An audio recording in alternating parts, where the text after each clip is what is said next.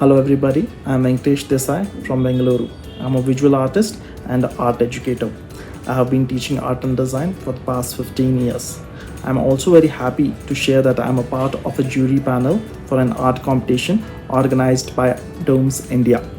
The objective behind in organizing this art competition is to encourage our children to show their art talent.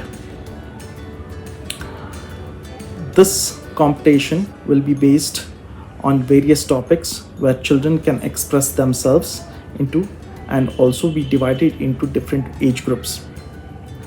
I request all the parents to please encourage their children and allow them to take part in this competition.